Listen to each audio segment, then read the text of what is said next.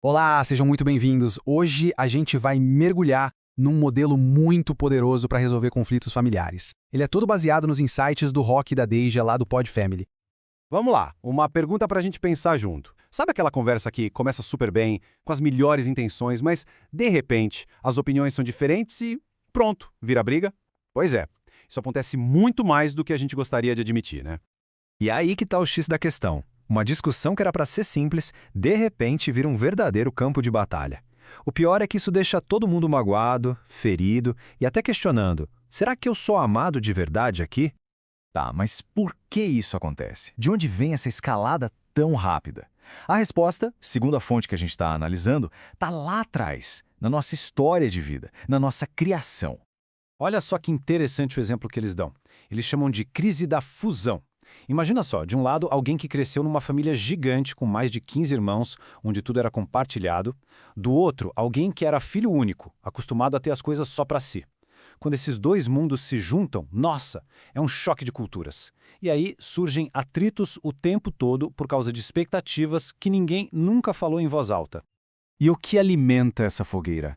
É aquela vontade de estar sempre certo, sabe? O ego fala mais alto. Aí vem os ressentimentos do passado e a casa vira uma zona de guerra.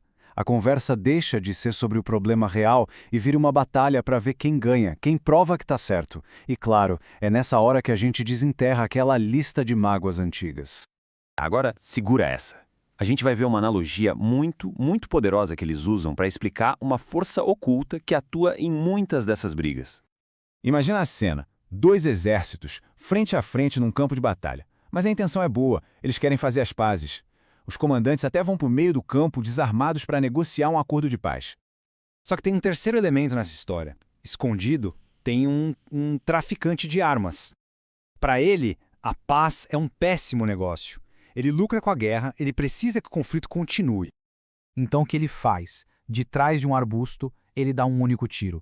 Um tiro anônimo. Na hora, cada exército pensa que foi traído pelo outro. E o que acontece? O caos. A guerra começa, uma guerra terrível e devastadora, tudo por causa de um tiro que ninguém sabe de onde veio.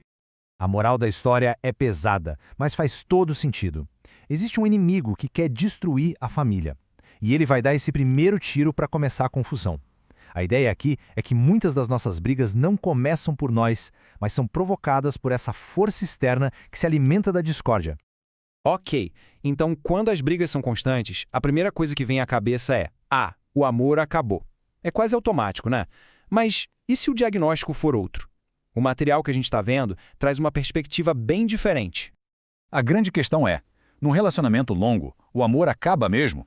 Segundo essa linha de raciocínio, a resposta é não. O amor não simplesmente some. Então, o que acontece? É aqui que está a virada de chave. O que se perde não é o amor fica soterrado pelo ressentimento. O que se perde de verdade é a admiração.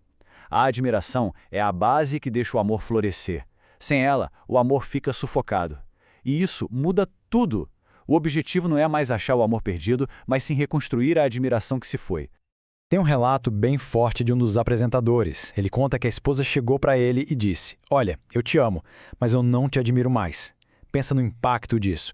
Essa frase foi o que forçou ele a mudar de atitude. E para restaurar essa admiração não foi mágica. Foram ações concretas. Voltar a elogiar, demonstrar carinho, valorizar, enfim, resgatar aquelas qualidades que fizeram eles se apaixonarem lá no começo. Certo. Então, como é que a gente faz para reconstruir essa admiração e, de quebra, evitar essas brigas todas? Bom, o primeiro passo é entender como a comunicação funciona de verdade. E aqui vem um dado que pode chocar muita gente. As palavras que a gente fala, o conteúdo verbal, são só 7% da nossa comunicação. Só 7%. É a pontinha do iceberg. Isso mesmo. O que significa que 93%, ou seja, quase tudo, vem do que a gente não fala. E olha só como isso se divide. É impressionante. 55% é linguagem corporal. Postura, gestos, olhar, tudo isso. 38% é o tom de voz, se está irônico, se está agressivo, se está calmo. E as palavras ficam com aqueles 7% que sobraram. É muito pouco. É por isso que as pessoas se magoam. Não é com o que foi dito, mas como foi dito. Pensa no exemplo. A frase "essa comida está sem sal" é só um fato, certo? Mas dependendo do tom, da cara que a pessoa faz, a mensagem que chega é a outra. Você não sabe cozinhar. E é essa mensagem implícita, a relacional, que machuca. A briga nunca é sobre o sal. É sobre se sentir desvalorizado, criticado. Mas e as feridas antigas? Mesmo que a gente melhore a comunicação agora, como lidar com as mágoas do passado que insistem em aparecer? Para isso, tem um último passo, e ele é absolutamente essencial. Esse passo é o perdão, e a ideia principal aqui é que perdoar não é um sentimento. Não é esperar a raiva passar ou simplesmente esquecer. É uma decisão, uma escolha consciente. Não é preciso sentir vontade de perdoar para de fato perdoar. E como funciona esse processo?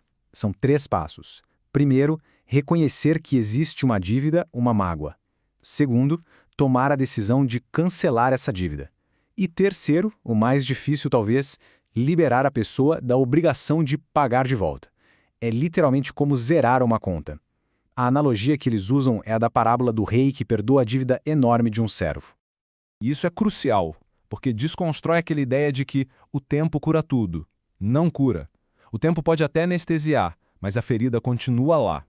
O que cura de verdade, segundo essa visão, é o perdão. É uma atitude. Então, a gente termina com uma reflexão bem prática e poderosa. Que dívida pode ser cancelada hoje num relacionamento importante? Pensa nisso. É uma escolha que está ao nosso alcance e que pode ser o primeiro passo para construir uma família muito mais forte e saudável.